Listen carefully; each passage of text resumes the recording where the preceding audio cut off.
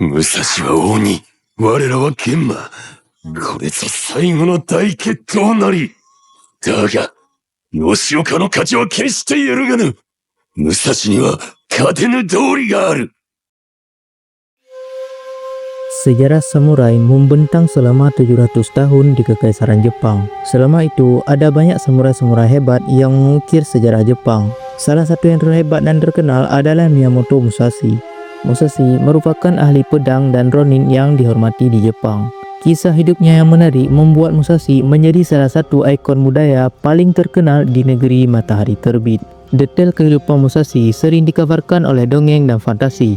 Bahkan, identitas ibunya pun masih diperdebatkan. Meskipun demikian, beberapa sejarawan berhasil mengumpulkan fakta-fakta seputar samurai terhebat di Kekaisaran Jepang. Musashi Miyamoto diyakini lahir pada tahun 1584 di Provinsi Harima Jepang di Honshu Barat di desa Miyamoto. Musashi juga dikenal sebagai Shinmin Takezo atau Niten Doraku. Konon, ia membunuh lawan pertamanya pada usia 13 tahun bernama Bennosuke. Ayahnya adalah Miyamoto Munisai, juga seorang seniman bela diri terkenal. Dari ayahnya, hati dan jiwa Musashi mewarisi kecintaan pada pedang dan berhasrat untuk menjadi pendekar pedang yang hebat di Kekaisaran Jepang. Meski begitu, ia tidak memiliki hubungan yang baik dengan ayahnya. Seiring dengan bertambahnya usia, ia lebih berpengalaman dengan pedang. Karena itu, Musashi menjadi kritis terhadap seni bela diri ayahnya. Ini memprovokasi ayahnya yang menyebabkan Musashi sering melarikan diri dari rumah ke rumah pamannya Dorimbo. Pamannya adalah pendeta Shinto yang nantinya akan bertanggung jawab atas diri Musashi. Ketegangan antara ayah dan anak mencapai puncaknya ketika suatu hari Musashi mengkritik teknik ayahnya. Tentu saja, tindakan putranya memicu reaksi keras dari pria itu. Munisai melemparkan belati dan pedang ke arah anak itu. Musashi menghindari keduanya. Ia kemudian meninggalkan rumah masa kecilnya dan tinggal bersama sang paman.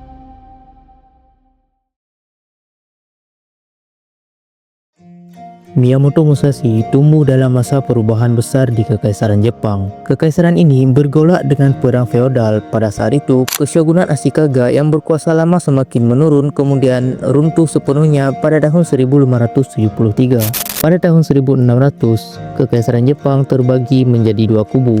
Kubu di timur yang mendukung Tokugawa Ieyasu, pendiri Keshogunan terakhir, sedangkan kubu di barat mendukung Toyotomi Hideyori.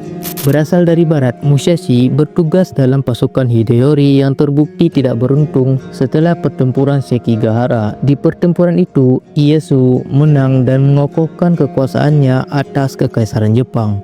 Musashi entah bagaimana berhasil melarikan diri untuk menyelamatkan nyawanya. Saat itu, ia telah menjadi seorang ronin, seorang samurai tanpa tuan. Musashi memutuskan untuk mencari ambisi hidupnya. Ia kemudian menjadi seorang Shugosha, samurai yang mengembara untuk mengasah keterampilan dan keberanian melalui duel mematikan.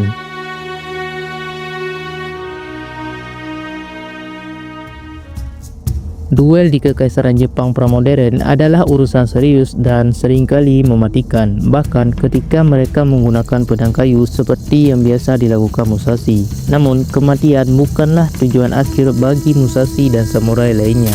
Duel pertama Musashi adalah pada usia 13 tahun, di mana dia menerima tantangan terbuka dari seorang samurai tua bernama Arimakihe. Duel itu berakhir dengan tewasnya Arimakihe. Musashi berduel dengan lawan mahir lainnya pada tahun 1599 dan berakhir menang. Duel Musashi yang paling terkenal adalah dengan klan Yoshioka Kyoto pada tahun 1604. Yoshioka terkenal sebagai guru seni bela diri bagi keluarga shogun yang sudah meninggal. Musashi pertama-tama menantang dan mengalahkan saudara laki-laki tertua Yoshioka bernama Seijiro. Duel itu berakhir sangat buruk sehingga Seijiro mencukur kepalanya sendiri dan menjadi seorang biarawan. Kakak kedua, seorang pendekar pedang yang sama terampilnya bernama Denshiro, berusaha membalas dendam dalam duel kedua. Musashi melucuti senjata Denshiro dan memukulnya begitu keras dengan boken. Alih-alih membalaskan dendam, Denshiro tewas seketika. Pengikut Yoshioka bernafsu untuk membalas dendam dan mungkin lusinan dari mereka berusaha untuk membunuh Musashi. diri, namun ia membela diri dengan menggunakan dua pedang. Inilah gaya bertarung yang membuat Musashi menjadi terkenal adalah Niten Ichiryu atau gaya dua langit atau juga dikenal dengan dua pedang.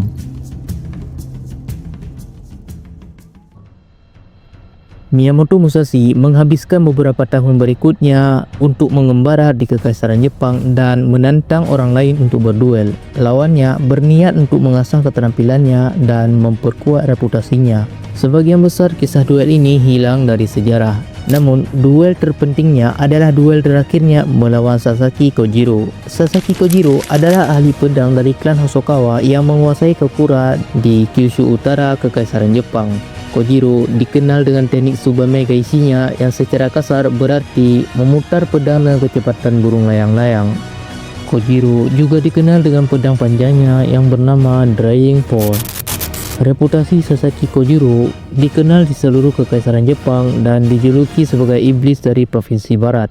Dia menggunakan nama pertempuran Ganryu yang berarti batu besar dan dikabarkan tidak pernah kalah dalam duel. Pedang Kojiro panjang dan dia bertarung menggunakan pakaian formal.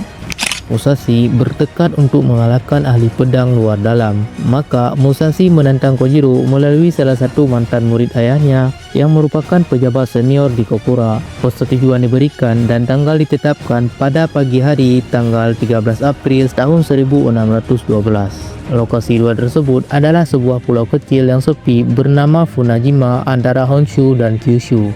Musashi kemudian meninggalkan Hosokawa. Pada awalnya ada spekulasi bahwa Musashi tiba-tiba menjadi takut. Musashi membenarkan kepergiannya dengan menjelaskan bahwa karena Kojiro melayani penguasa Hosokawa, maka dia secara de facto berperang dengan Hosokawa dan harus pergi. Namun dapat diduga bahwa rencana Musashi yang sebenarnya adalah mengacaukan musuhnya dan menghancurkan kepercayaan dirinya. Tampaknya Musashi adalah ahli strategi sekaligus ahli pedang. Keesokan paginya, Musashi bangun terlambat, mandi dan sarapan dengan santai. Agak terlambat, dia naik perahu dayung ke Funajima. Legenda menyatakan bahawa Musashi mengambil dayung ekstra dari perahu dan mengukirnya menjadi pedang kayu. Pedang itu lebih panjang dari pedang Kojiro yang terkenal. Musashi tiba antara jam 9 dan 11 pagi, bukan pada jam 8 pagi yang telah disepakati.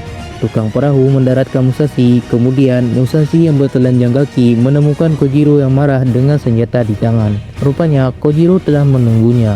Kojiro bergegas ke tepi air dengan marah melemparkan sarung pedangnya ke dalam air. Musashi tersenyum dan berkata, "Kamu kalah Kojiro, hanya pecundang yang tidak membutuhkan sarungnya." Penghinaan dan keterlambatan Musashi benar-benar memberikan efek yang diinginkan. Kojiro menyerbu ke arah Musashi dengan pukulan maut yang diarahkan ke tengah dahinya. Luka itu merobek ikat kepala Musashi tetapi tidak memotongnya. Sementara itu, Musashi menjebak Kojiro di tempat yang sama dengan pedang dayungnya. Kojiro jatuh ke pasir dan menebas Musashi secara horizontal. Pukulan itu menimbulkan luka selebar 7,6 cm di paha Musashi. Namun, pukulan itu tidak mengenai pembuluh darah besar manapun. Musashi kemudian menyerang lagi. Kali ini, ia mematahkan rusuk kiri lawannya. Darah mengalir keluar dari mulut dan hidung Kojiro saat dia jatuh pingsan. Seketika, Musashi memeriksa tanda-tanda kehidupan. Karena tidak ada, dia membungkuk kepada pejabat yang menyaksikan, kembali ke kapal dan berlayar sebelum pengikut Kojiro sempat membalas dendam. Untuk memperingati Kojiro dan duel tersebut, Funajima diganti namanya menjadi Ganryujima.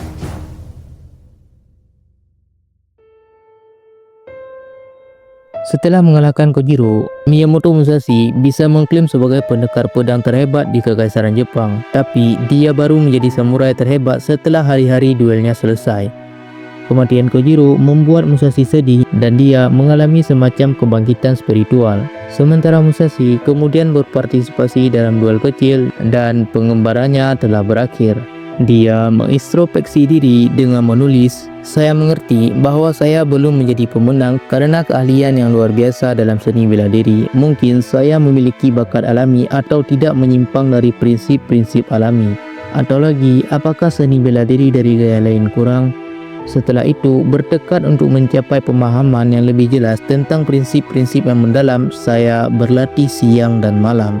Pada saat saya berusia 50 tahun, saya menyadari jalan seni bela diri ini secara alami. Ahli pedang itu menjadi guru seni bela diri dan menganut filosofi Buddhisme Zen.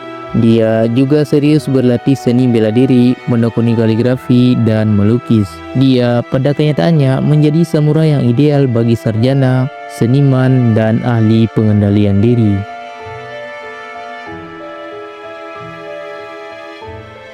Pada tahun 1643, Musashi mungkin merasakan kematian datang ketika dia mulai menulis autobiografinya Go Rin no Sho. Ini juga dikenal sebagai kitab 5 lingkaran. Musashi menyelesaikannya dalam waktu 2 tahun. Diyakini Musashi menderita kanker. Pada Mei 1645, dia memberikan hadiah kepada murid-muridnya dan menulis 21 prinsip disiplin berjudul The Way of Walking Alone, dan dia meninggal dunia pada 19 Mei 1645.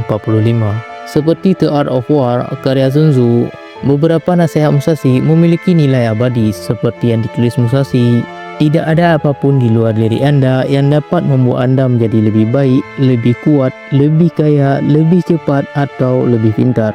Semuanya ada di dalam, semuanya ada. Jangan mencari apapun di luar dirimu.